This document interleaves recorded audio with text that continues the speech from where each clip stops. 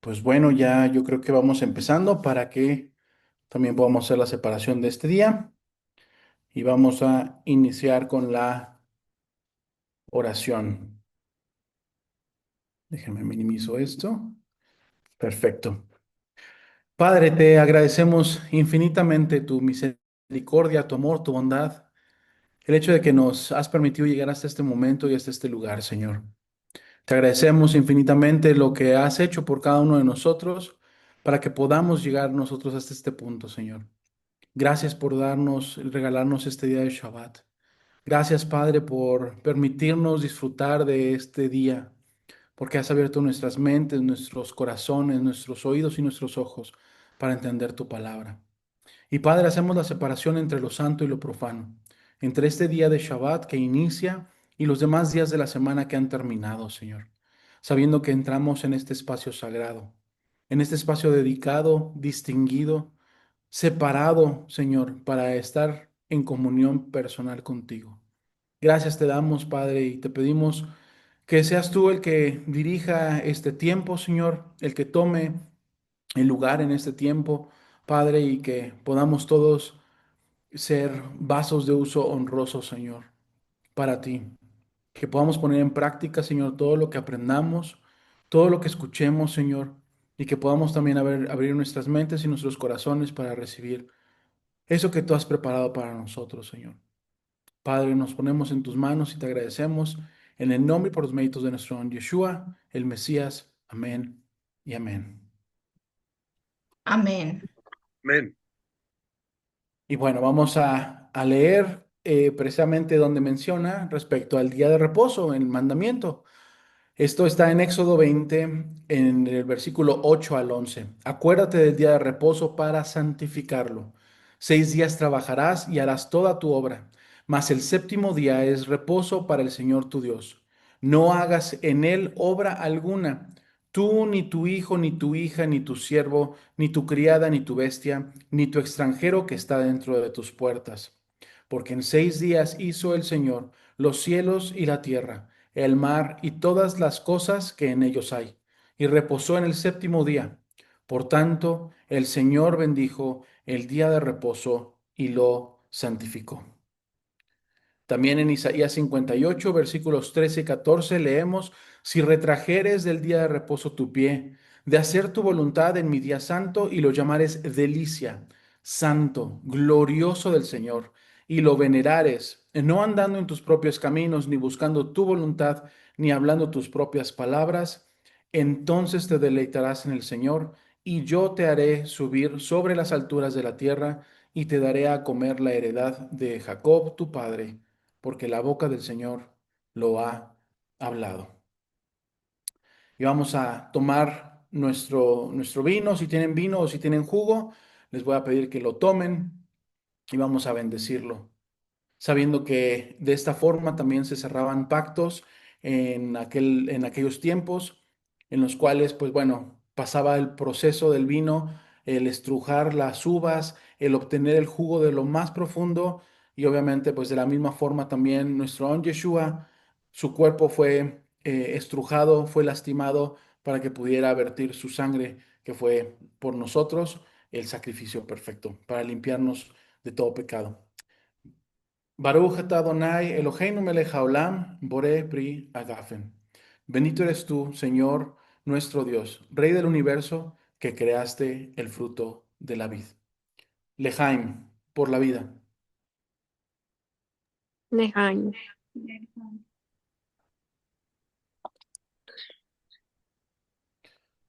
Si tienen su pan, también vamos a tomarlo para bendecirlo, sabiendo que también ese pan que descendió del cielo, ese pan que da vida y vida abundante es nuestro don Yeshua también. Y le agradecemos también de una manera simbólica y lo bendecimos en este Shabbat porque sabemos también que la provisión del pan que ha sido extraído de la tierra, el único que lo provee, pues es el Eterno. Baruch atah Adonai Eloheinu melech haolam, hamotzi lechem minaretz. Bendito eres tú, Señor, nuestro Dios, Rey del universo, que extraes el pan de la tierra. Amén y amén. Amén. Bendecimos al Padre por todo lo que nos ha dado, porque sabemos que sin Él nada somos. Así que siempre con un corazón alegre, con un corazón contento, siempre agradeciéndole al Padre todo lo que nos da, porque es su bondad y su misericordia la que nos han traído hasta este momento. Y para poder cerrar este tiempo de separación de Shabbat antes de entrar en el estudio, pues diremos el Shema como una representación de lo que nosotros creemos fervientemente en nuestro corazón, sabiendo que pues todo lo que nos ha ordenado en estos versículos, pues es precisamente lo que vamos a estar haciendo. Oye Israel, el Señor nuestro Dios, el Señor uno es. Llamarás al Señor tu Dios de todo tu corazón y de toda tu alma y con todas tus fuerzas. Y estas palabras que yo te mando hoy estarán sobre tu corazón y las repetirás a tus hijos y hablarás de ellas estando en tu casa y andando por el camino y al acostarte y cuando te levantes. Y las atarás como una señal en tu mano y estarán como frontales entre tus ojos y las escribirás en los postes de tu casa y en tus puertas. Amén y amén. Perfecto, familia. Pues bueno, es hora de empezar con el estudio del día de hoy. Mi nombre es Eliezer Campos. Para los que no me conocen, me presento. Hola. No tengo la posibilidad de ver ¿cómo se llama? Los videos o las cámaras o los nombres de las personas que están ahorita, precisamente porque estoy compartiendo en una sola pantalla. Pero si necesitan hacer una pregunta, si necesitan realizar algún comentario, por favor se los pido. O si tienen alguna cuestión que comentar, les pido también que ya sea levanten la mano para yo poder ver la reacción o en su defecto quiten el mute para poder platicar, ¿ok? No hay ningún problema si me interrumpen, podemos empezar de esa forma, ¿ok?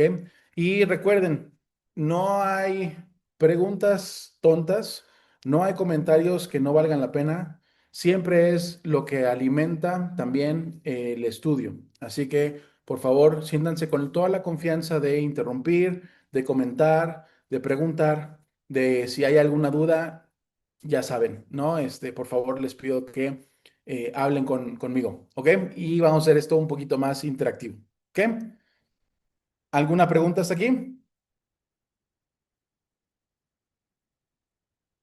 Ok, perfecto. Entonces empezamos. Estamos en el estudio verso por verso del Evangelio de Juan. Ok, el día de hoy vamos a estar viendo el capítulo 1, los versículos del 6 al 13. Ok, capítulo 1, versículos 6 al 13. Así que si tienen su Biblia a la mano, les voy a pedir que la saquen. Y si tienen su espada láser, es decir, su espada en el celular, también pueden hacer uso de la misma. ¿Ok?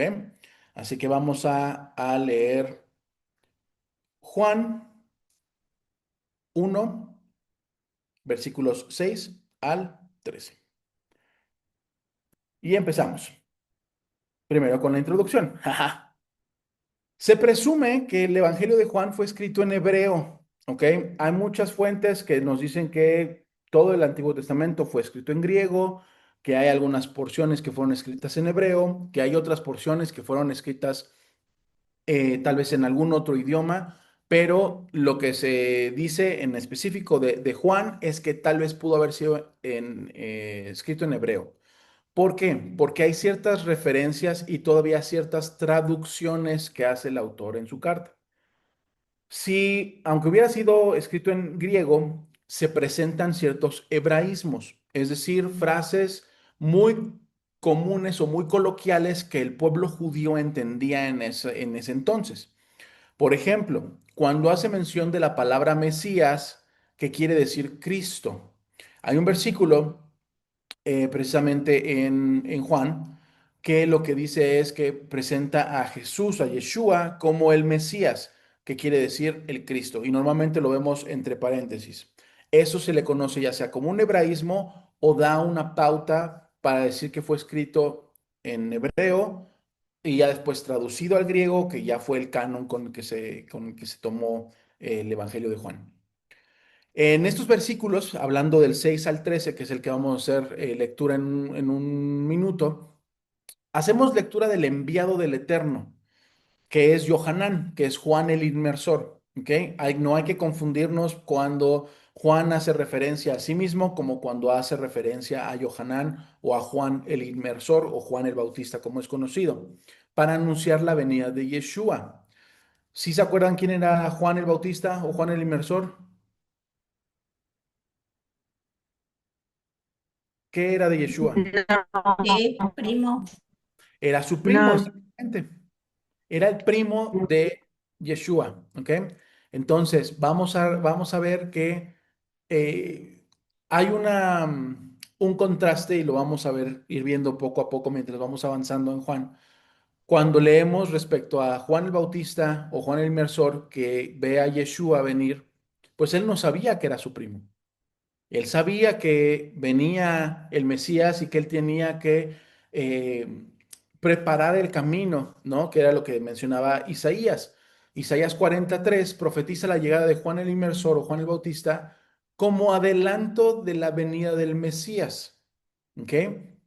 ¿Alguien de favor podría abrir su Biblia en Isaías 43 y leerlo, por favor? Isaías 43. yo, Digo, también si lo Mónica. quieren leer. Ajá, adelante, adelante. Voz que clama en el desierto, preparad camino al Eterno, enderezad calzada en la soledad a nuestro Dios. Perfecto, muchas gracias, Mónica. Y precisamente era lo que decía, Isaías profetiza respecto a la llegada de Juan como adelanto de la venida del Mesías. Voz que clama en el desierto. ¿En dónde estaba Juan el Inmersor? Ahorita lo vamos a ver también, precisamente en el desierto. Los lugares que se mencionan en este capítulo, y me estoy refiriendo a todo el capítulo porque ahorita los vamos a revisar, son Betábara, Betania, Betsaida, Galilea y Nazaret. ¿Ok? Y vemos referencias a las historias de Elías, Josué, Isaac y profecías de Isaías. Ya vimos una profecía de Isaías. El libro de Juan menciona solo 7 milagros específicos para demostrar que Yeshua es el Mesías, el ungido. Juan, la característica que tiene es que presenta a Yeshua con su carácter divino, ¿ok? Entonces vamos a ir viendo y analizándolo principalmente a partir de los perdón, el capítulo 1, que es donde empieza en el versículo 1, ¿qué dice? ¿Sí se acuerdan o se lo saben?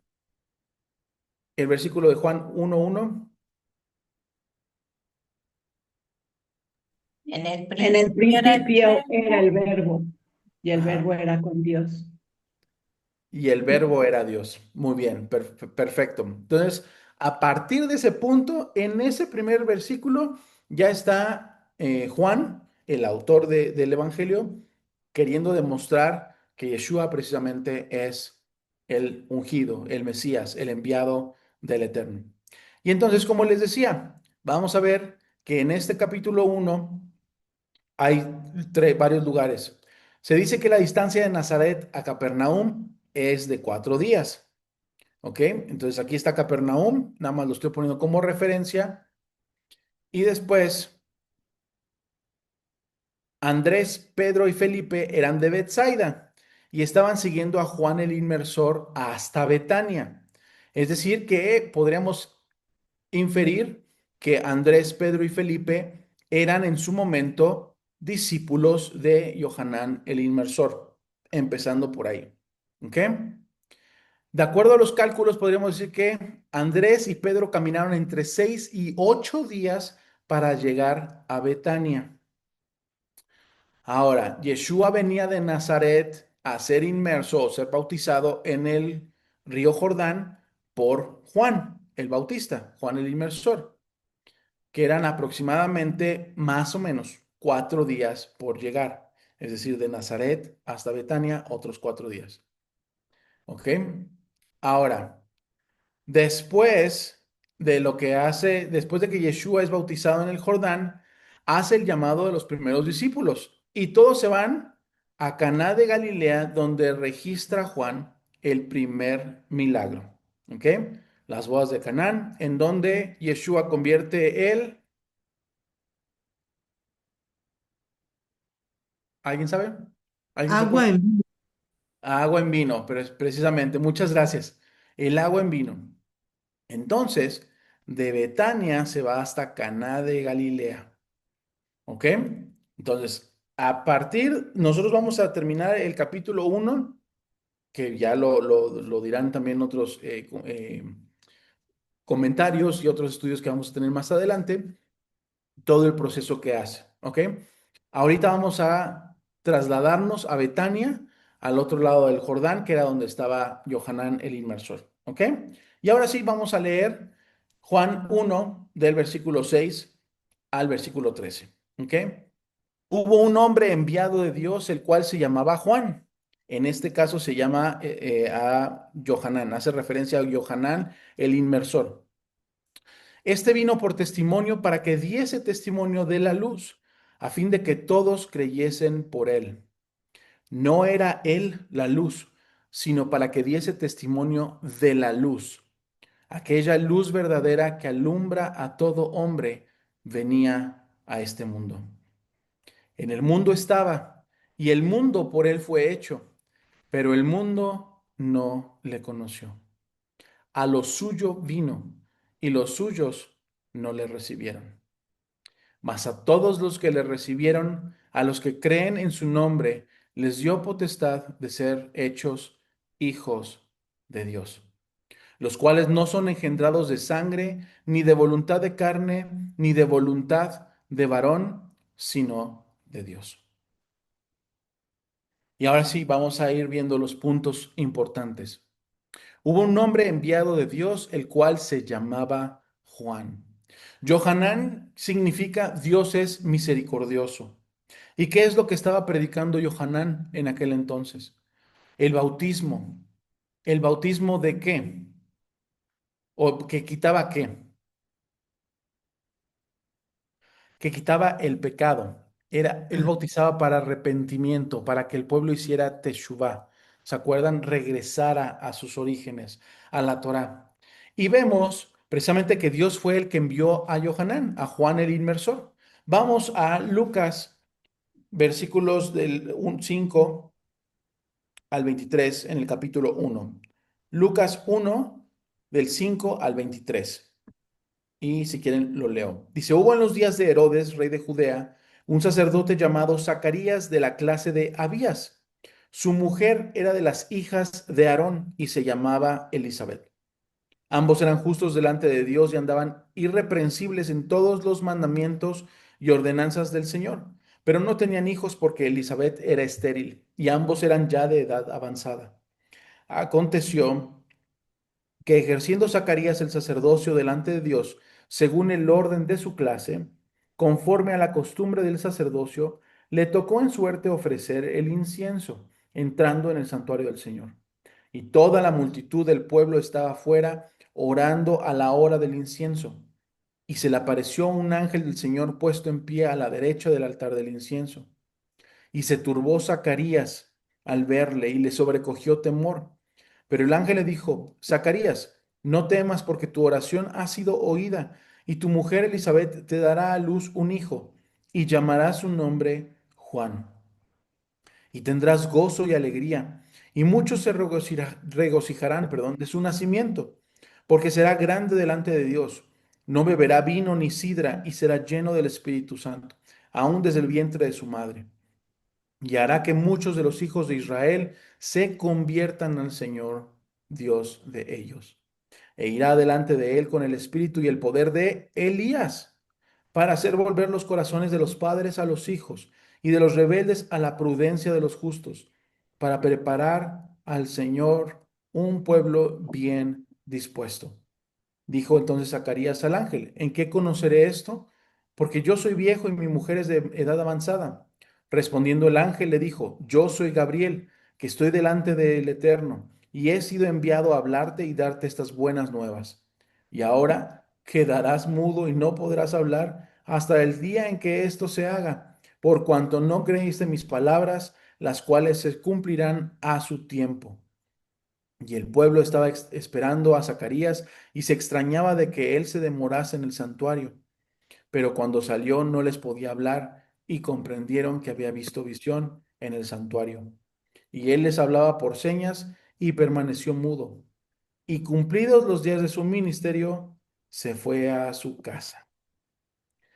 El nombre ya le había sido revelado a sus padres, Zacarías y Elisheba, que también lo vemos ya en Lucas 1, 57 al 66. Vamos rápidamente para allá.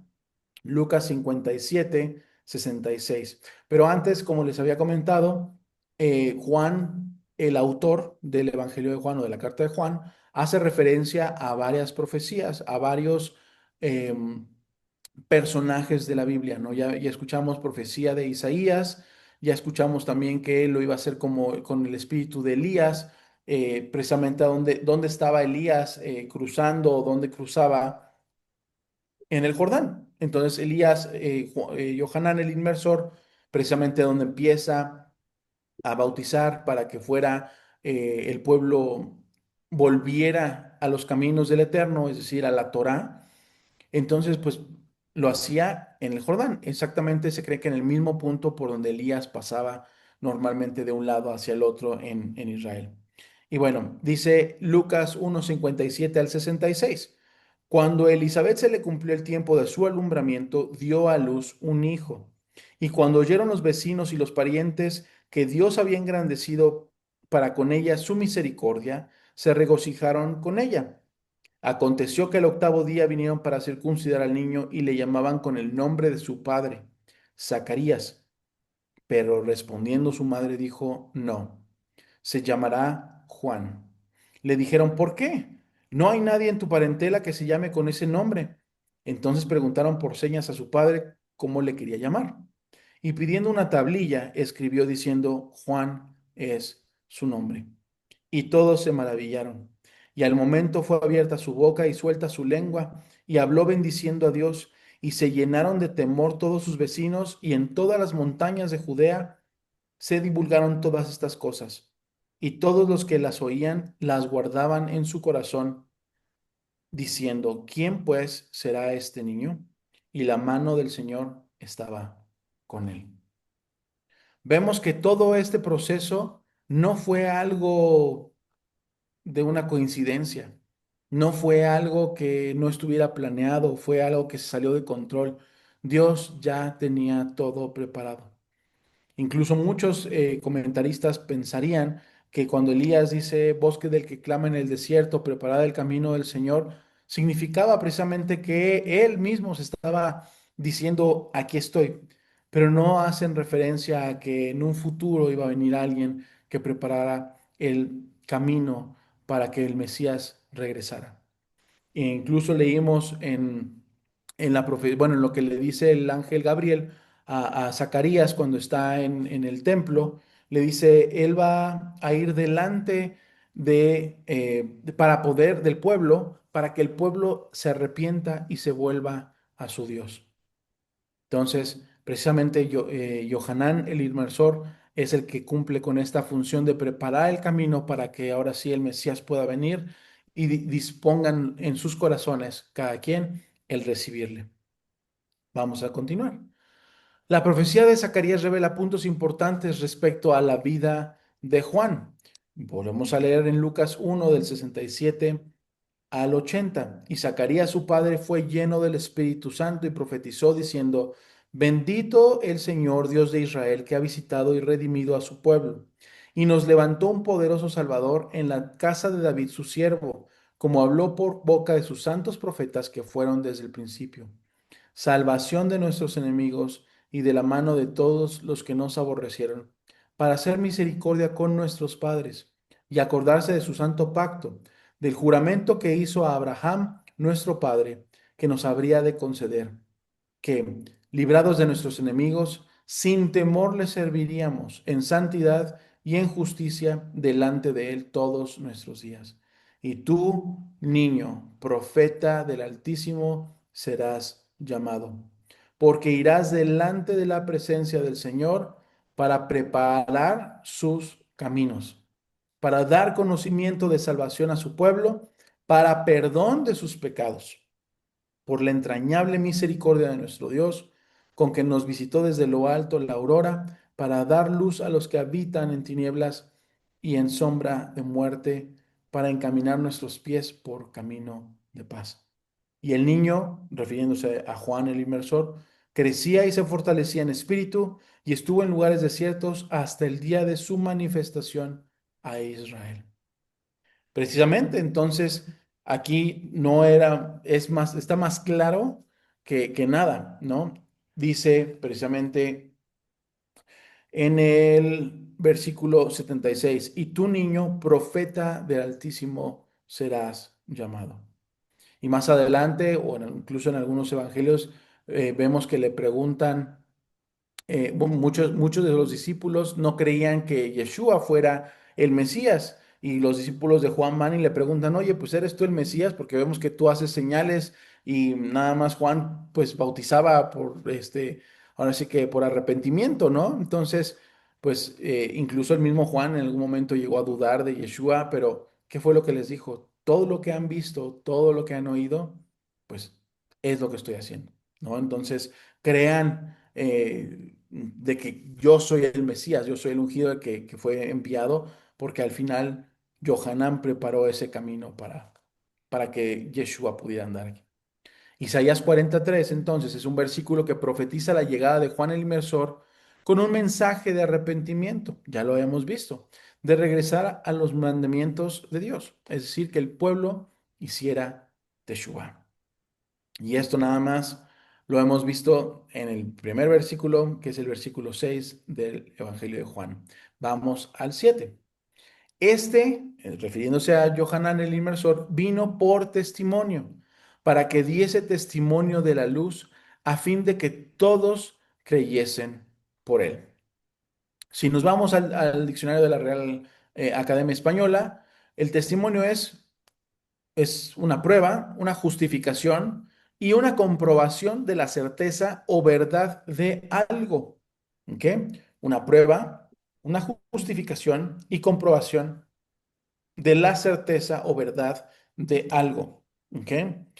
¿Cuántos testigos tenía que haber según la Torá para poder emitir un juicio en contra de una persona? ¿Alguien se acuerda? Al menos dos. Exactamente, al menos dos testigos tenía que haber. Ahora, si no había testigos, como hizo Moshe o Moisés, llamar al cielo y a la tierra para que fueran sus testigos. Pero si alguien quería emitir un juicio en contra de una persona, tenía que haber mínimo dos testigos. ¿Ok? Por eso uno de los mandamientos es no dirás falso testimonio.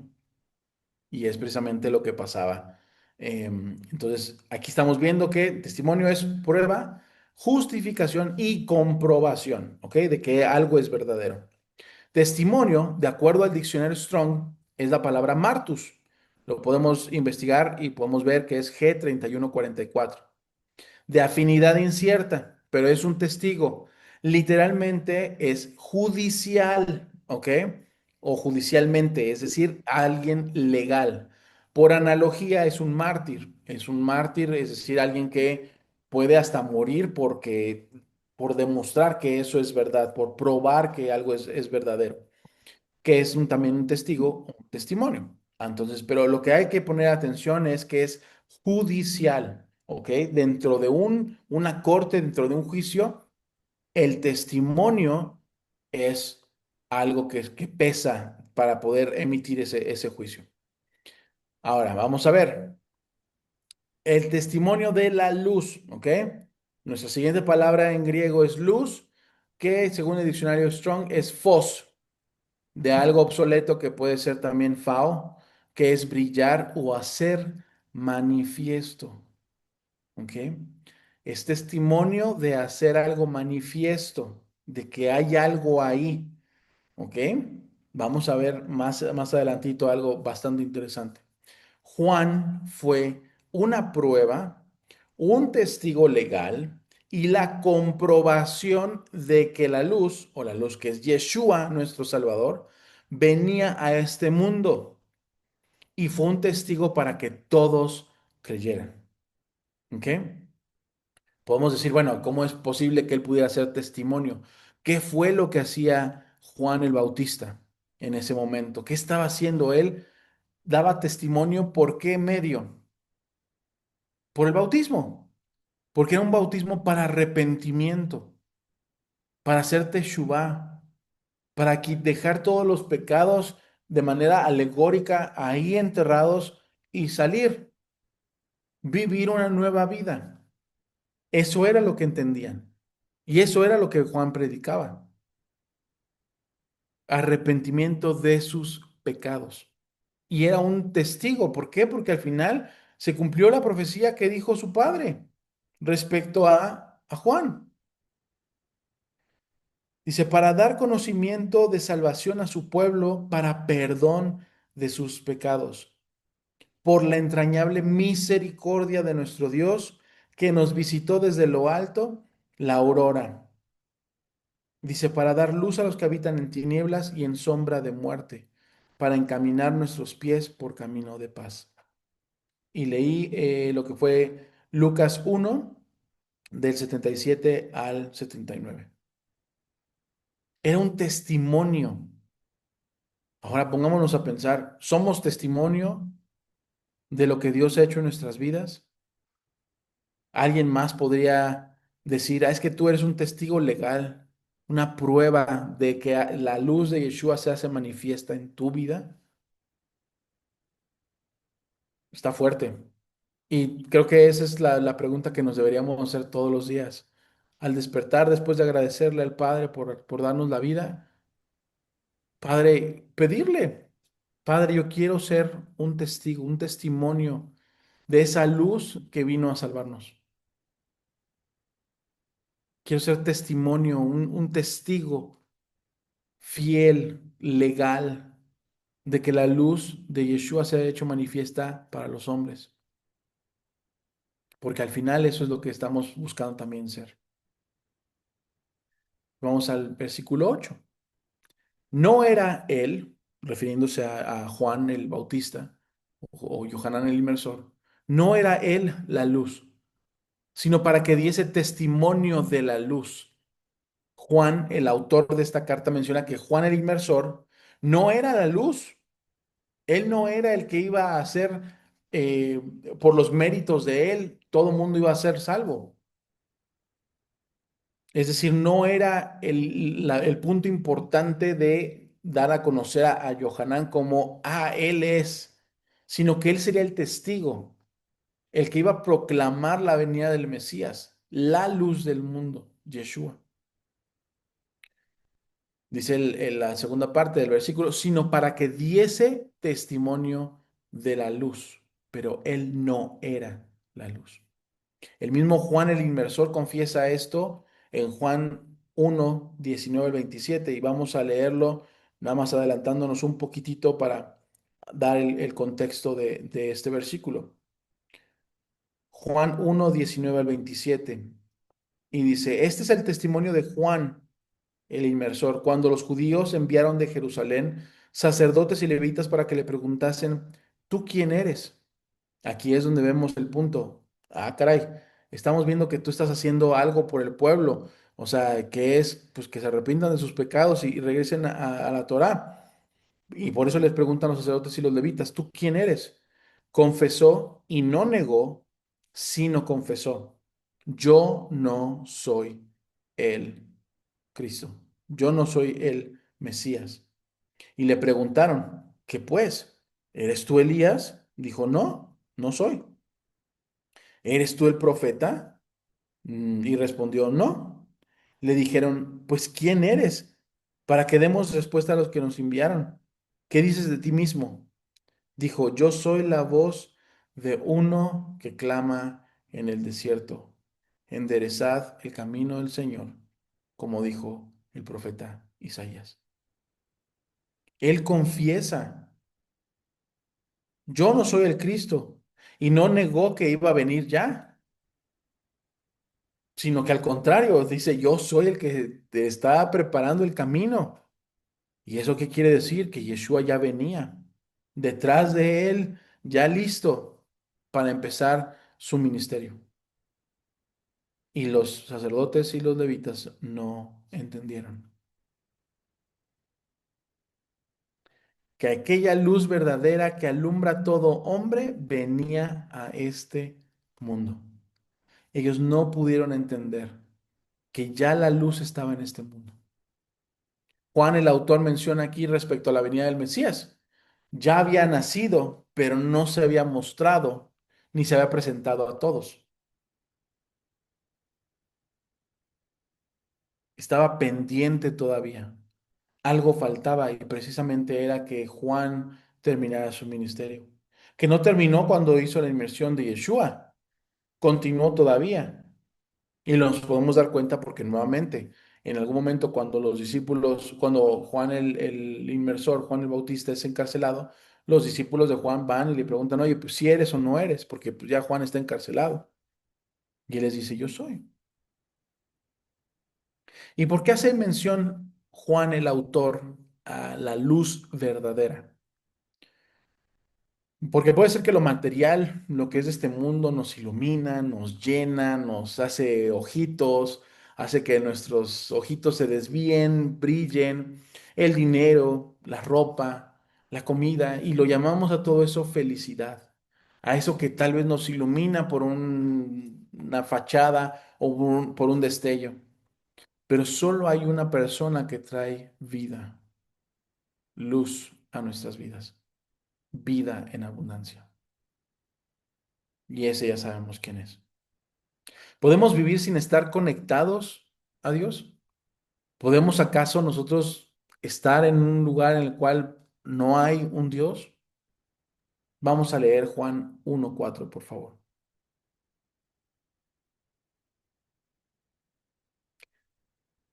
En él estaba la vida, y la vida era la luz de los hombres. En él estaba la vida, y la vida era la luz de los hombres.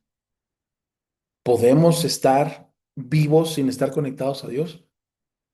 No hay una luz dentro de nosotros. Juan se refiere al verbo, aquel que estaba desde el principio con Dios. Y el verbo no es otro más que Yeshua. Si no estamos conectados a Dios, si estamos conectados a una fuente de energía que no es Dios, esa fuente se va a acabar tarde o temprano. Pero sabemos que si estamos conectados a la luz verdadera que es Yeshua, estamos vivos. Porque hay vida, vida abundante en Yeshua.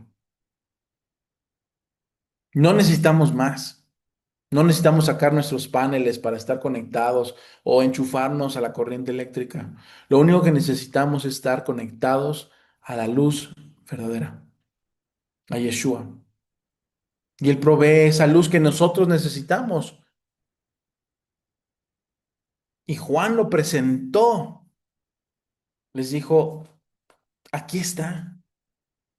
Preparé todo lo que ustedes necesitaban. Arrepiéntanse, ya están arrepentidos. Qué bueno, porque el que viene, ese sí, él salva. Él dijo, y Johanán el inmersor decía, yo bautizo en agua, pero él, espíritu y fuego. ¿Qué más queremos?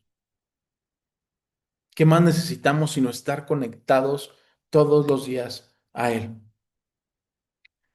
Y cuando lo presenta Johanán el inmersor, ¿qué es lo que pasa? En el mundo estaba, y el mundo por él fue hecho. ¿Por quién? Por Yeshua. Pero el mundo no le conoció. Yeshua ya estaba en el mundo cuando Johanán el inmersor predicaba, bautizaba y todos hacían teshuvá y el retorno, qué padre, ya regresamos a la Torá. Que sigue. Juan 1:1 dice que en el principio era el verbo y el verbo era con Dios y el verbo era Dios. Él estaba, Yeshua estaba cuando el mundo fue creado.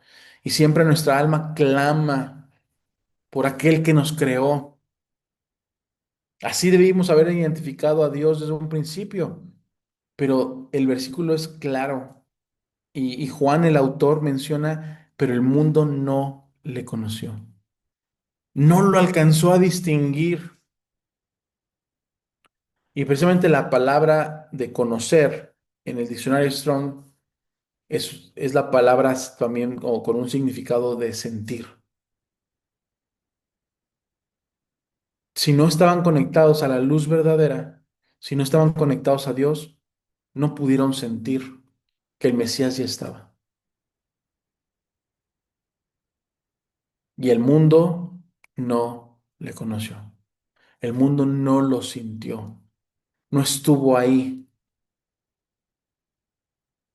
para recibirlo como merecía. En su momento, el plan de Dios era precisamente eso. Y se van a quedar como, ¿cómo qué? Exacto. Yeshua más adelante también menciona que Él no vino más que a salvar a las ovejas perdidas de la casa de Israel. Si ellos lo hubieran sentido, yo estoy seguro que ninguno de nosotros estaríamos aquí. Tal vez sí, tal vez no, porque estaba ya profetizado que iba a haber un velo, que no lo iban a reconocer, hasta que la plenitud de los gentiles hubiese retornado, hasta que tú y yo lo pudiéramos ver y reconocer. Y es parte de lo que estamos haciendo ahorita. Y luego dice el versículo 11, a lo suyo vino y los suyos no le recibieron. A lo suyo, si nos damos cuenta, está en singular y después está en plural. ¿Por qué lo suyo? Porque todo le pertenece. Si Yeshua es el verbo y Juan dice que en el principio era el verbo, pues ¿qué acaso la creación no le pertenece también? Vino a lo que el Padre había creado con su boca, porque le pertenece. Y la verdad, a la hora de estar preparando el estudio y meditando, la segunda parte del versículo no tiene palabras, no tiene una interpretación. Los suyos no le recibieron. Nosotros que en su momento debimos haber tenido nuestro corazón ligado al corazón del Padre para poder tener esa vida, no lo recibimos. Y no lo recibimos porque estábamos cegados. Y necesitamos esa luz. Necesitamos conectarnos con Él. Y algo que es más importante todavía es que aún estando en lo más profundo, conectado tal vez a pura porquería, pensando que eso era nuestra vida, de lo más ruin, de lo menospreciado, de aquel lodo cenagoso, nos levantó el Eterno y nos dijo, conéctate conmigo. Y tomamos esa decisión de valientes de realmente hacerlo. Él cambió nuestro pecado. Si tu pecado es rojo como la grana, como el carmesí, como la nieve será emblanquecido. Y es parte de ese proceso que nosotros tenemos que hacer. A lo suyo vino y los suyos no le recibieron. Y qué fuertes palabras, porque realmente en aquel entonces podríamos pensar que estaban muy conectados a Dios o trataban de estar muy conectados. Habían pasado por muchos exilios, habían pasado por muchas conquistas. Los griegos acababan de estar ahí en Judea destruyendo el templo, profanándolo. Los macabeos habían luchado, después llegan los romanos, después se pierde todo. La usurpación del sacerdocio en el templo. Y se supone que estaban conectados porque estaban esperando a ese Mesías. Y cuando llega ese Mesías, no lo reconocen.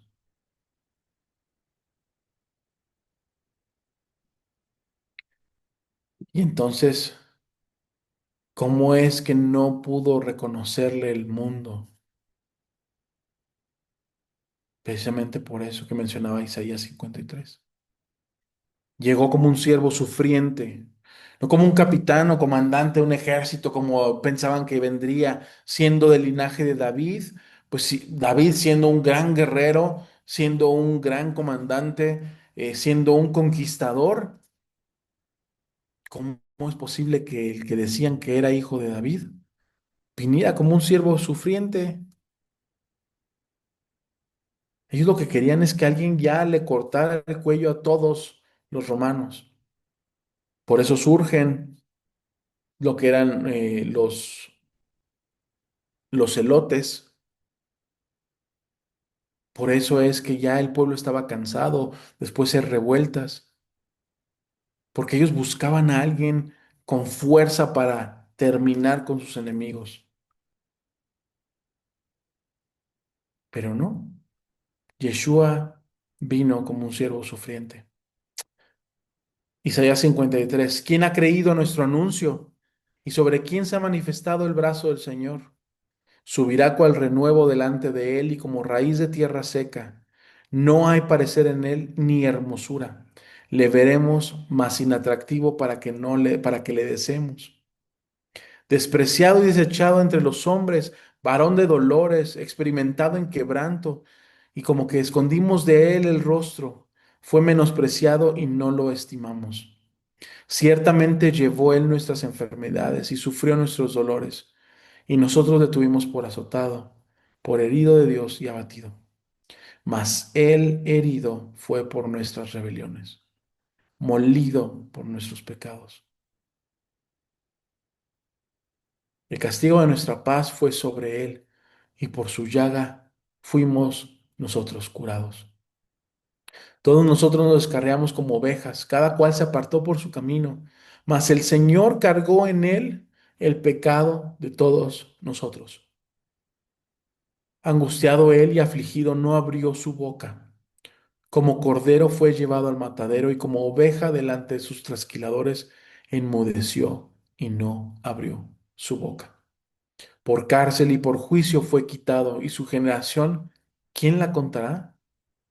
Porque fue cortado de la tierra de los vivientes y por la rebelión de mi pueblo fue herido. Y se dispuso con los impíos su sepultura, mas con los ricos fue en su muerte, aunque nunca hizo maldad, ni hubo engaño en su boca.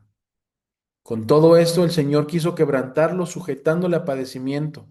Cuando haya puesto su vida en expiación por el pecado, verá el linaje, vivirá por largos días, y la voluntad del Señor será en su mano prosperada. Verá el fruto de la aflicción de su alma y quedará satisfecho. Por su conocimiento justificará a mi siervo justo a muchos y llevará las iniquidades de ellos.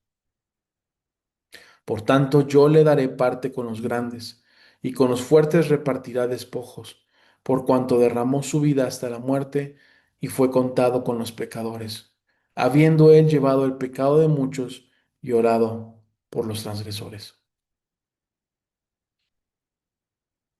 Isaías menciona que iba a ser sin atractivo para que lo deseáramos, para que nuestros corazones no se fueran por lo superficial, tal como le pasó al profeta Samuel, cuando iba a ungir a David y sus hermanos llegaron fuertes, fornidos, de ojo claro tal vez, y el profeta Samuel el primero lo iba a ungir y ¿qué es lo que le dice Dios? No, yo no veo el exterior, yo veo el corazón.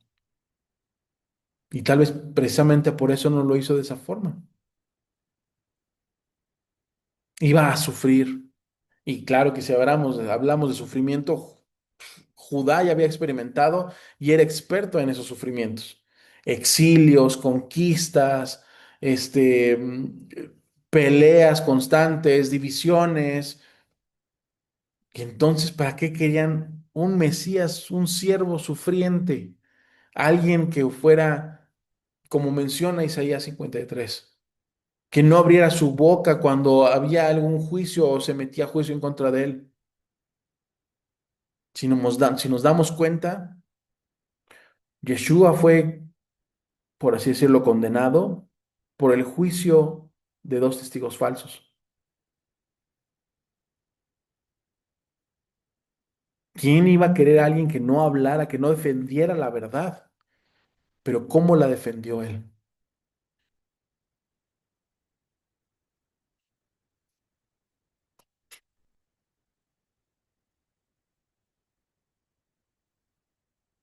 Y el capítulo 53 de Isaías empieza con las palabras que también vemos se hacen realidad en el misterio de Yeshua.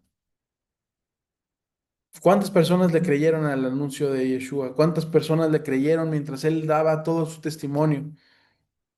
Había muchas personas queriéndole seguir y muchos le seguían por los milagros que hacía, pero ¿realmente le creían? ¿Realmente su corazón creen ustedes que había cambiado? De muchos sí, de muchos no. ¿Has creído tú ahora en su anuncio? ¿Has creído tú en lo que él ha dicho, en sus palabras? ¿Ponemos en práctica sus palabras? Y son palabras no solo de Yeshua, son palabras también que vienen de la Torá, porque Él es la Torá viviente. Él nos vino a demostrar cómo se puede cumplir con la Torá cabalmente. ¿Hemos creído? Isaías también menciona, aparte de que todo lo iba a sufrir, que Él iba a pagar por los pecados de todos, no solo de unos cuantos, de todos. Y precisamente Caifás en Juan 11 49 al 51 lo menciona. Entonces Caifás, uno de ellos, sumo sacerdote aquel año, les dijo, ustedes no saben nada, ni piensan que nos conviene que un hombre muera por el pueblo y que no toda la nación perezca. Y aquí hay una nota de Juan.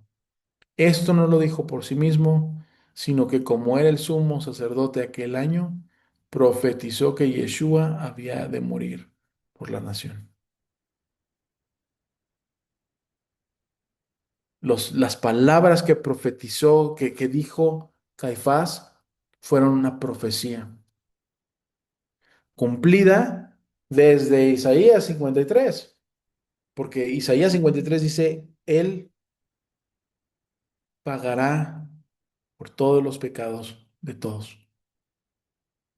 Y ahí está, el cumplimiento perfecto, porque Caifás le dijo, ¿no piensan que les conviene que mejor perezca un hombre por el pueblo a que mueran todos? ¿Qué más podemos pedirle al Eterno para que nos muestre que realmente su palabra es viva y eficaz?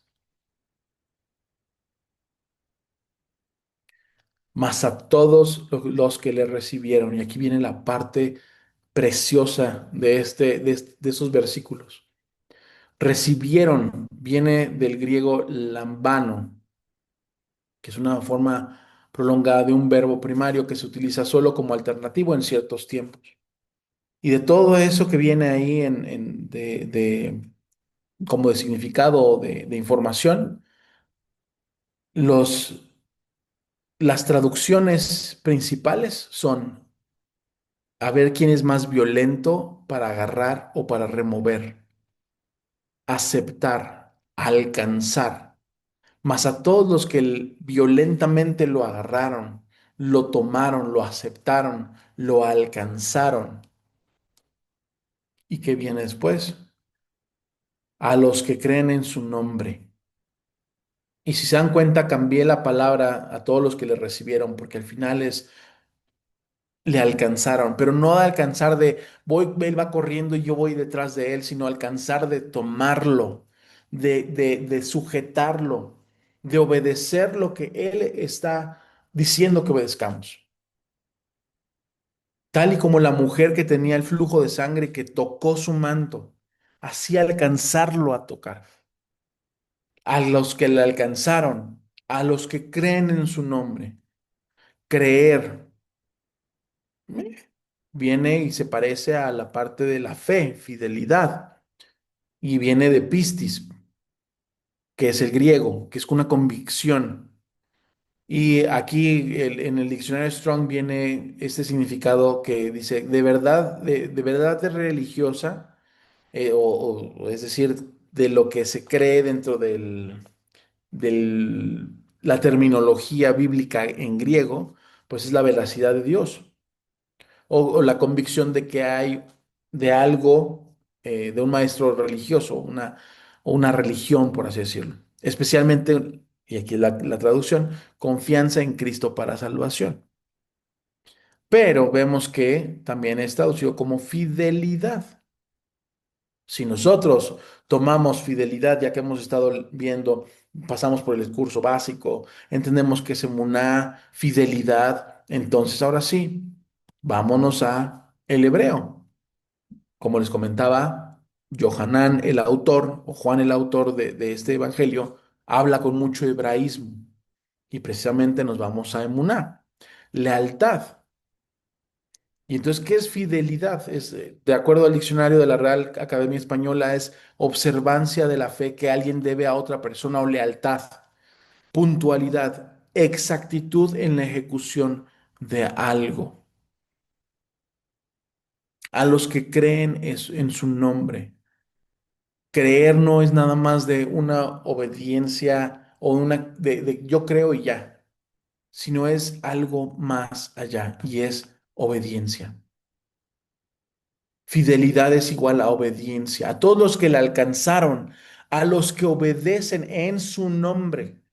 ¿Por qué? Porque al final estamos viendo que Yeshua es la Torah viva. Y la palabra obediencia viene de Shema. Shema Israel. Shema es la raíz primaria y es oír inteligentemente. Obediencia, dar oídos, es decir, poner toda tu atención a eso. Obedecer, ser obediente, poner o prestar atención, estar enfocado en lo que tenemos enfrente o lo que nos están diciendo. Por eso es tan importante el Shema, porque es Shema Israel, escucha Israel, oye inteligentemente, obedece Israel, presta atención. Romanos 10:17 dice aquí, así que la fe es por el oír y el oír por la palabra de Dios. Pero Pablo, estamos viendo que escribe en un hebraísmo muy parecido a lo que hacía Juan, algo que los conocedores del léxico, es decir, de los hebraísmos, entenderían. Y podríamos decir que una versión diferente, más hebraica de lo que sería este versículo es, así que la fidelidad o la lealtad, es decir, la obediencia de hacer algo, viene por obedecer, viene por, ustedes pueden decir, es contradictorio, por obedecer y el obedecer la palabra de Dios, por el prestar atención a la palabra de Dios y hacerla. La práctica viene por poner atención, por enfocarnos. ¿Y enfocarnos en qué? En la palabra de Dios. Así que la lealtad, la obediencia práctica, viene de obedecer, de prestar atención, de enfocarnos y enfocarnos en qué? En la palabra de Dios.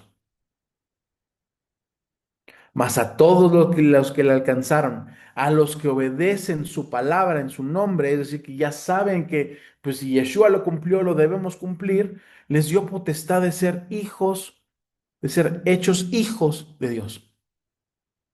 Potestad en este contexto no se refiere a autoridad, sino a una libertad que tenemos. Dios nos ha permitido ser nuevamente herederos de su reino. ¿Y cómo tenemos ese derecho de ser herederos?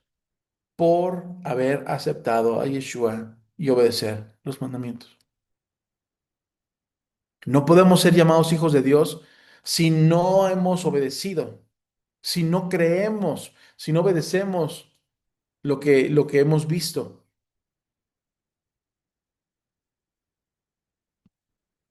Les dio potestad de ser hechos hijos de Dios. En el hebreo es exousia y es un privilegio, un derecho, una libertad, jurisdicción. Hablamos de puntos legales aquí. Y ser hechos hijos de Dios de manera legal hijo es aquel que ha sido engendrado. Mientras que en el contexto del Medio Oriente el ser hecho un hijo significaba ser adoptado. Es decir, volverse ahora un heredero. Nosotros como tal, puede ser que sí seamos hijos de Abraham, puede ser que no, pero hemos sido adoptados por la sangre de Yeshua y hemos podido acercarnos al trono del Padre nuevamente, porque hemos sido adoptados, hemos sido injertados. Precisamente eso significa ser injertado. Pablo decía, o sea, si tú has sido injertado y eras olivo silvestre y ahora has sido injertado al olivo natural, eso ya te hace parte de. Y eso fue lo mismo que pasó con Efraín y con Manasés, cuando Jacob le pidió a Joseph que trajera a sus hijos para adoptarlos y hacerlos suyos.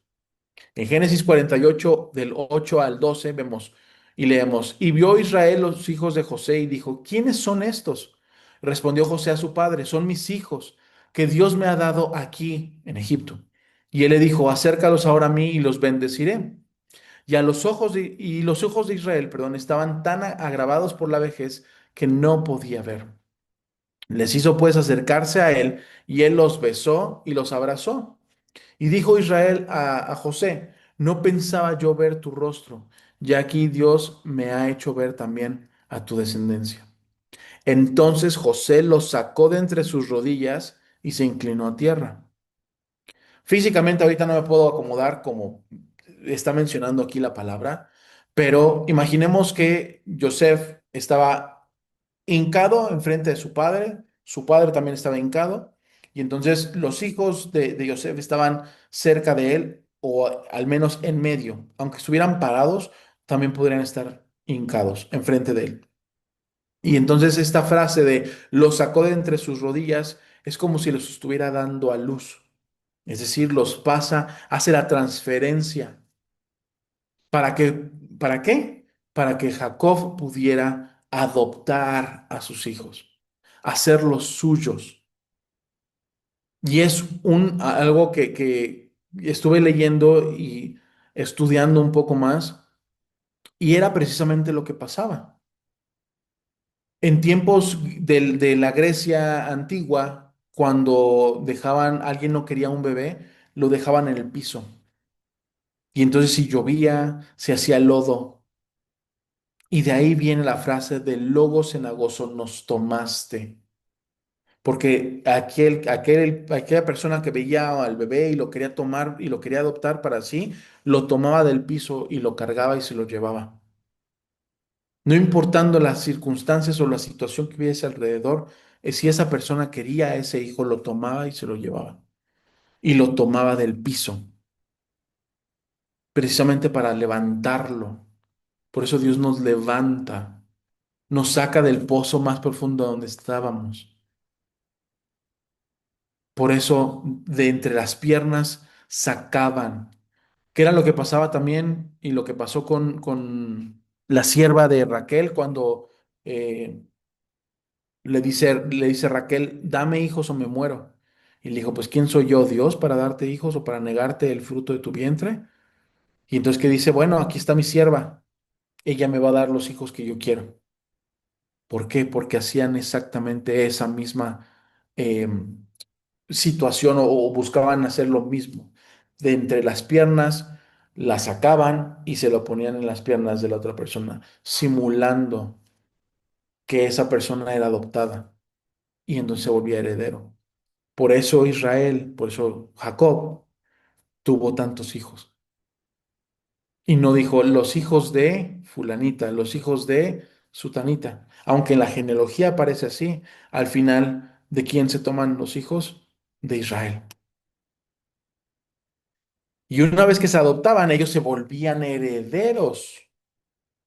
Lo vemos también en Génesis 48:5 más adelante. Dice, ahora tus dos hijos, Efraín y Manasés, que te nacieron en la tierra de Egipto, antes de que viniese a ti a la tierra de Egipto, es decir, antes de que yo, Jacob, viniera a ti, míos son, como Rubén y Simeón serán míos. Jacob los adoptó como suyos. Incluso dice que desde antes de que yo viniese a la tierra de Egipto a conocerlos, ellos son míos. De la misma forma como Jacob adoptó y le heredó a Efraín y Manasés una parte de sí, de su familia, Dios nos ha adoptado y nos ha hecho herederos nuevamente de su reino por medio de Yeshua. Bendito sea el Eterno, porque no nos ha dejado tirados en el piso, no nos ha dejado en lodo cenagoso, sino que nos ha tomado, nos ha levantado, nos ha injertado en el olivo natural, nos ha adoptado como suyos. Mas a todos los que le alcanzaron, a los que obedecen su palabra en su nombre, les dio la libertad, el derecho de ser herederos, hijos de Dios. Y esto es en Juan 1:12. Y el 13 es algo creo que muy sencillo de entender, porque los cuales no son engendrados de sangre, ni de voluntad de carne, ni de voluntad de varón, sino de Dios. Aquí concluye que quienes somos, hemos sido adoptados, quienes somos llamados nuevamente herederos del reino de Dios, no son aquellos que nacen en cuna de creyentes, ni tampoco porque alguien los convierta, ni porque un rabino, un pastor o alguien impuso manos sobre ellos y dijo, ya ustedes son parte de, sino porque el Eterno nos ha escogido, nos ha limpiado y nos ha rescatado por medio de la sangre de Yeshua, no por medio de alguien más, sino únicamente por lo que Yeshua hizo por nosotros. Si se dan cuenta, volvemos al versículo 12. Mas a todos los que le alcanzaron, a los que obedecen su palabra, en su nombre les dio la libertad, el derecho de ser llamados herederos, de ser hechos herederos, hijos de Dios. Y como les decía, un hijo es engendrado de sangre, pero nosotros que hemos sido adoptados, ¿de dónde venimos? Únicamente de Dios. Porque Yeshua hizo ese sacrificio por nosotros para que pudiésemos estar cerca, para que pudiéramos ser llamados herederos de manera legal. No porque alguien lo dijo, no porque alguien se le botó la canica y dijo, ah, pues se me ocurrió y ya. No, de manera legal somos hijos de Dios.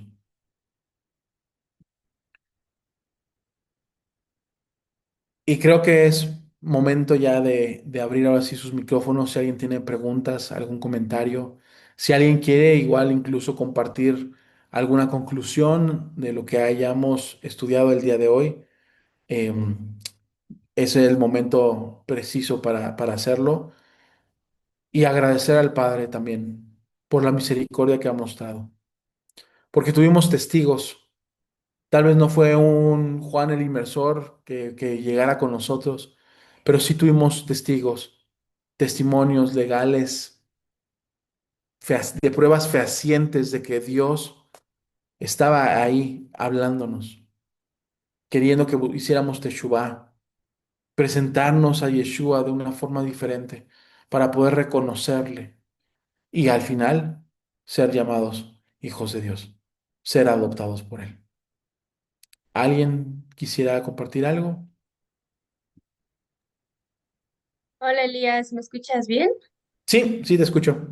Bueno, bueno, Shabbat Shalom a todos y muchas Gracias. gracias por este estudio.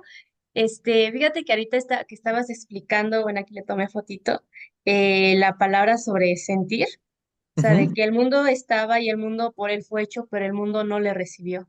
ujú, Y hacías la mención de, o sea, de que como que el mundo no le conocía y tocaba la palabra de sentir.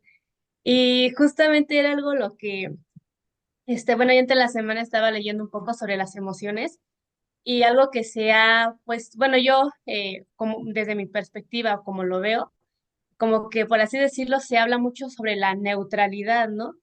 Entonces, bueno, yo hablando como de, digamos, como que de una opinión femenina, por así decirlo, que somos, tendemos a ser más emocionalistas o X cosa, ¿no? Pero en Ujú. cuanto a los hombres, son más dados a ser neutros, por así decirlo, a actuar más como por la razón, etcétera, ¿no? Sí, Y bueno, entendiendo esto, o sea, ubicándonos en la época en la que estaba Yeshua y todos los líderes religiosos, de por qué dicen, no, y a lo suyo vino, pero los suyos no lo recibieron. O sea, ellos no lo sintieron, ¿no? Y es ahí donde yo me decía, wow, o sea, qué impresionante, o sea, yo decía que, bueno, por así decirlo, qué peligroso, es como que incluso es estar enfocándose solamente en la neutralidad, porque si vemos es como de, por ejemplo, bueno, aquí en cuanto refiriéndome a los varones, ¿no? De aquel tiempo en los religiosos, era de que no, que pues vamos ahora a ser muy rígidos, porque si no, el Señor nos va a castigar y nos va a volver a mandar al exilio. Se volvieron muy celosos extremadamente, en donde claro. utilizaban bastante lo que es la razón, por así decirlo, el estudio, todo, yo les digo como que muy mente cuadrada, por así decirlo, muy literales. Entonces, o sea, llegaron a tal punto donde su corazón, pues literal estaba frío, o sea, estaba neutro. ¿Y cómo iban a poderlo sentir a Yeshua, o sea, al creador de todo, si no se habían dado como que esa oportunidad? ¿Por qué? Porque Claro. a veces cuando una persona se centra, o imagínate, desde chiquitos, van creciendo como que esa neutralidad, como que no, nada de emocionalismo, no expreses tus emociones, o aquí solamente la Torah, la ley, como de, no, aquí la ley, la ley. Imagínate cómo obviamente toda esa educación hasta que vino Yeshua, cómo lo iban a sentir. O sea, obviamente no entendían las palabras que Yeshua decía, porque, o sea, es que somos, o sea, Él nos conoce mejor que nadie y por algo Él nos puso las emociones en el ser humano, porque y literal, o sea, en ese tiempo se habían olvidado como que de la humanidad, por así decirlo, de que sentimos, ¿no? Entonces, cuando Yeshua le habla a los huesos secos, por así decirlo, a las personas que necesitaban una esperanza o así, obviamente habían bastantes personas que sí creyeron en él. ¿Por qué? Sí. Porque, digamos, o sea, habían personas que, por así decirlo, padecían de depresión, estaban tristes, ya no tenían esperanza, y Yeshua viene y les da ese soplo de vida, les da ese aliento, o sea, por así decirlo, ¿no? Sí, sí, sí. Un orador motivacional, ¿no? Y pues obviamente todos así, bueno, aquí se utiliza esa palabra para hacerlo más entendible, ¿no? Pues Ujú. obviamente todas las personas, o sea, es como de quién es este profeta que habla tan diferente y sus palabras tienen Claro. poder, tienen vida, ¿no? ¿Por qué? Ujú. Porque hablaba desde el alma y le hablaba al corazón de la persona, desde lo más profundo, ¿no? Porque es como de, ok, yo te conozco, yo sé que tú eres una persona que tienes emociones y que si yo te hablo desde estas palabras, o sea, todas las bienaventuranzas, todo lo que decía, o sea, dichosos los que lloran, ¿no? Porque recibirán consuelo, ¿no? Y es como Ujú. de, obviamente habla las emociones, ¿no? Y decía, wow, qué peligroso, bueno, así yo sí lo veo, es como de y caer tanto en esa neutralidad y no el permitirnos sentir. Y era algo Exacto. que yo igual meditaba mucho, por ejemplo, por ejemplo, en esta época igual lo vemos, ¿no? Tanto hombres como mujeres, ¿no? Por ejemplo, nosotros las Claro. mujeres en el mundo laboral, pues nos dicen como que reprime tus emociones porque te van a ver poco seria, ¿no? Entonces no nos permitimos ser como que, como somos, ¿no? Expresar una emoción o llorar o enojarnos, porque dicen, no, pues es que, no, es muy emocionalista, o sea, nada que ver, o sea, aquí actúa seria, no sé, profesional. Y por ejemplo, en cuanto a los hombres, no es como de que no, me reprimo mis emociones y soy neutro para que igual me tome en serio, ¿no? Pero, por ejemplo, o sea, una persona trabajada, o sea, una persona que en cuanto a, bueno, en cuanto a ambos, pero más haciendo énfasis en cuanto a los hombres, volviendo a tomar el ejemplo de aquellos hombres religiosos de aquella época, o sea, o sea, yo veo, por ejemplo, otra vez leía un comentario de Antonio Sánchez, donde decía una vez, o sea, hasta que yo entendí que soy humano, que puedo sentir, o sea, es como que, o sea, darse esa oportunidad de llorar, o sea, cuando uno está hablando algo del eterno o así, llorar, o sea, y es como que para muchos es como de no llores porque eres hombre, ¿no? Pero, o sea, yo incluso es como de, wow, o sea, una persona realmente valiente en cuanto a un hombre, por así decirlo, una persona realmente trabajada, pues va a expresar sus emociones sin como que sin miedo a que me digan, ah, soy débil, ¿no? Porque soy hombre, o sea, también tengo emociones, ¿no? Y así mismo igual veía mucho este ejemplo de Lincoln, de la de Ujú. Generación Desafiante, que también luego suelo escuchar. O sea, igual es como de, wow, o sea, es que se nota mucho, o sea, cómo, o sea, cambia totalmente el mensaje cuando hablamos desde el corazón, cuando hablamos desde el alma, y yo creo que ahí es cuando uno realmente está siguiendo el ejemplo de Yeshua, de no hablar como que de la neutralidad, como de no, aquí nada de emocionalismo, aquí nada de que no vamos a, aquí o sea, aquí las cosas serias, vámonos a poner, por así decirlo, no serios, por así decirlo. Entonces es como de, obviamente, para que haya un verdadero cambio, así como lo hizo Yeshua, a las personas se les tiene que hablar a las emociones, desde los pensamientos. Y bueno, yo es así como lo veo, tal vez puede que no, hay algo que falta complementarlo, por así decirlo, pero yo sí lo veo como que en el aspecto de sentir, que sí ya había estudiado igual este capítulo, pero no lo había visto de esta perspectiva hasta que mencionas sentir, ¿no? Y digo, wow, o sea, qué impresionante, ¿no? Que o sea, no es de que no nada más lo hayan reconocido, o sea, no lo sintieron. Y yo digo, Ujú. wow, o sea, qué impresionante es el hecho de que, de darnos esa oportunidad de sentir al Padre. O sea, sí está bien que estudiemos, que meditemos, que nos memoricemos versículos, pero que también nos demos ese tiempo de sentirlo, de dejar que Él sea ese soplo de vida en cuanto a nosotros, ¿no? Y bueno, Claro. ese era mi comentario que quería hacer respecto a sentir, que realmente Mu- ahorita sí me hizo mucho eco y digo, wow, aquí hay algo importante. Sí, muchas gracias, Anaí. Fíjate que ahorita mientras estabas comentando eso, creo que un punto importante también es, como decía, ¿no? Cambiarán nuestros corazones de piedra por uno de carne. Precisamente no es tanto porque nos vayamos a dirigir ahora a los sentimientos o las emociones, sino que realmente la palabra va a trabajar en nosotros para que nosotros podamos sentirlo. Porque, o sea, si tenemos un corazón precisamente de piedra, pues obviamente no vamos a sentir absolutamente nada. No vamos a escuchar la palabra, no vamos a rechazarla, vamos a hacerla a un lado, pero con el corazón de carne, ¿qué es lo que mencionaba? Un corazón de carne sangra.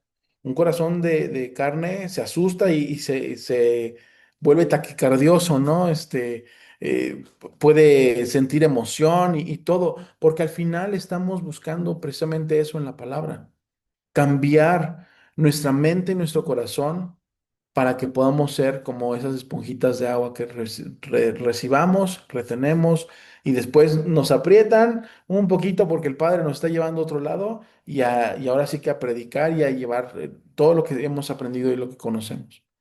Precisamente por eso. Y el corazón seguramente de mucha gente, de muchos sacerdotes, de muchos levitas, fariseos, era un corazón de piedra. No decimos que, ay, yo soy ya me las sé todas. No, porque al final todos tenemos algo en lo cual Dios está trabajando específicamente en nuestras vidas. Pero precisamente cuando nosotros creemos, aquellos que le hemos alcanzado, aquellos que obedecemos, aquellos que estamos buscándole con todo nuestro corazón, a ellos no, a nosotros nos ha permitido cambiar ese corazón de piedra por uno de carne.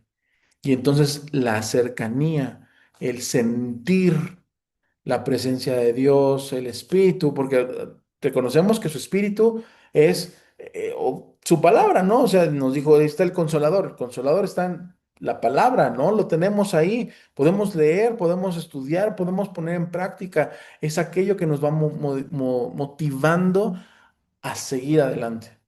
Y eso ha cambiado. Entonces, es parte de ese proceso de sentir.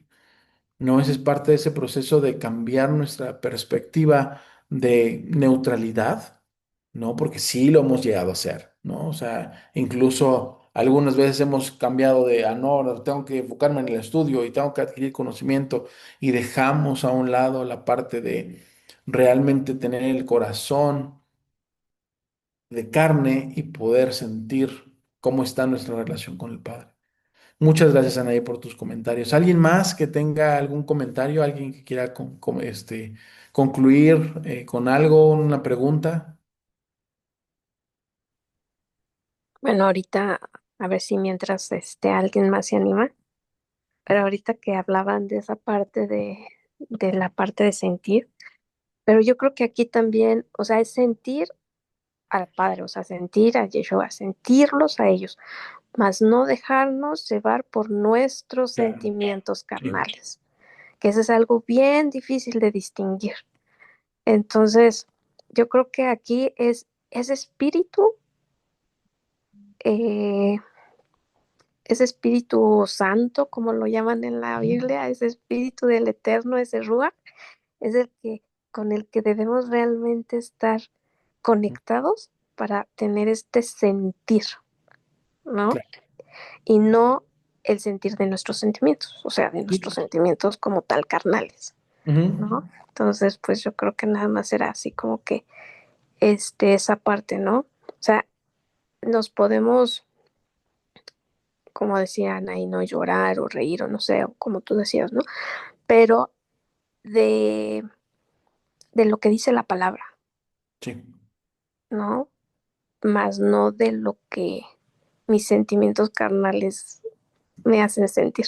Sí, y es un sentir de tocar y sentir, o sea, no es un sentimiento de emocionalismo, por así decirlo. Exacto, Es que en español ese es el punto. En la cuestión, cuando nos metemos un poquito más y empezamos a leer los hebraísmos, lo que platicábamos al principio, eso es algo que en el contexto se entiende perfectamente, pero en español tenemos tantas palabras para explicar o tratar de explicar, ¿no? Es, por ejemplo, creer.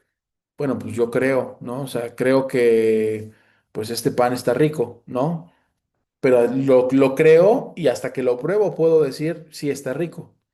Pero es creer o sea, de ya tener un conocimiento previo a que ya he probado y creo que realmente está bueno. Y no decimos creo que está bueno, sino está bueno, afirmamos.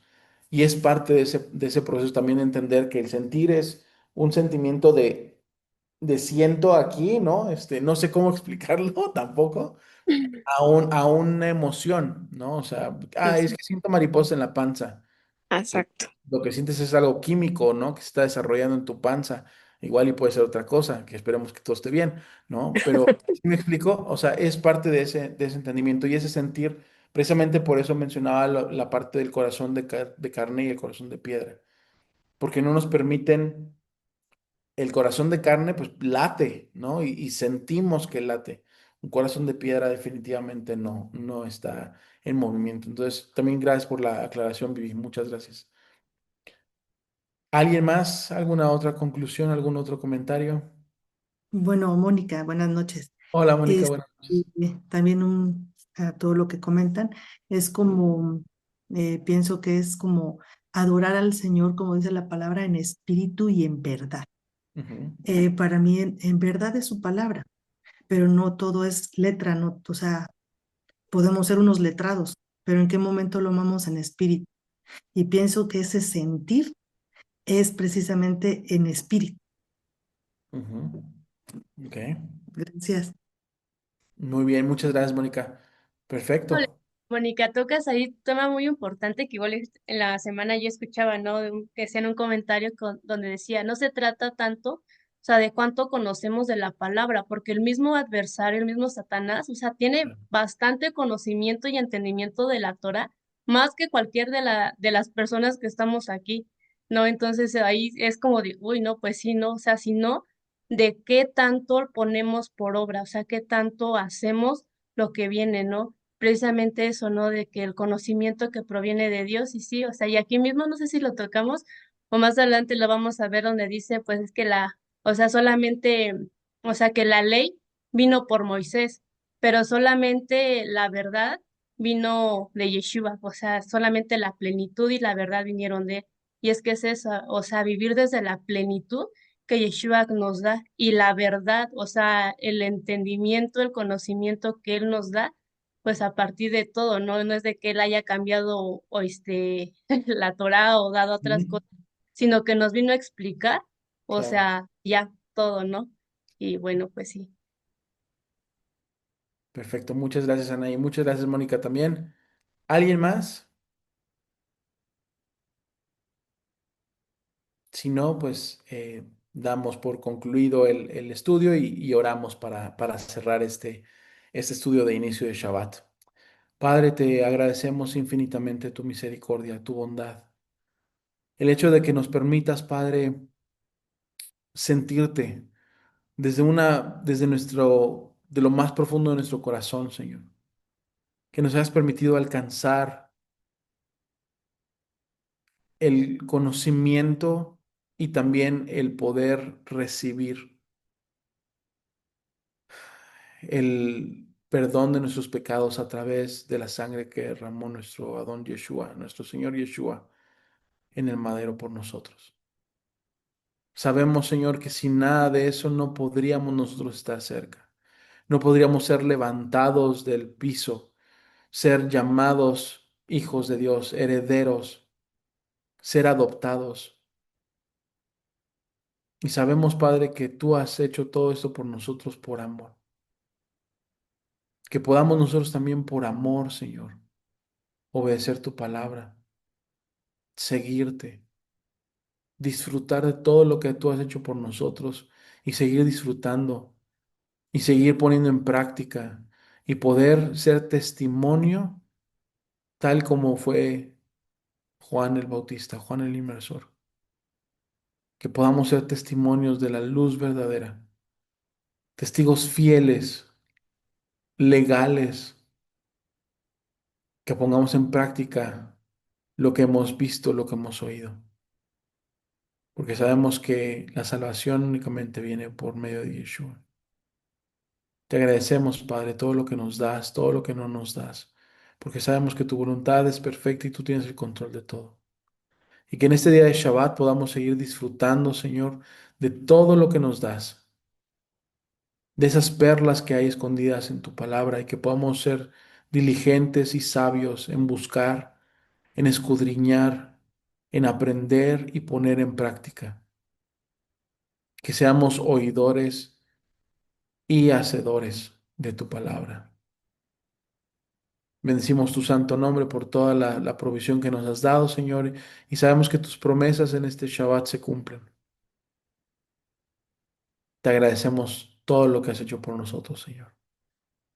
Y aquellos que ya van a descansar, aquellos que ya van a recostarse, Padre, que tú pongas shalom en su sueño, el sueño de cada uno de nosotros, y que el día de mañana, si tú así lo permites y así lo quieres, podamos despertarnos y ver la luz del sol una vez más, y podamos agradecerte porque le regresaste nuestra alma, nuestro cuerpo, para alabarte, para bendecirte y para honrarte. Oramos todo esto en el nombre y por los méritos de nuestro Yeshua. Amén y amén.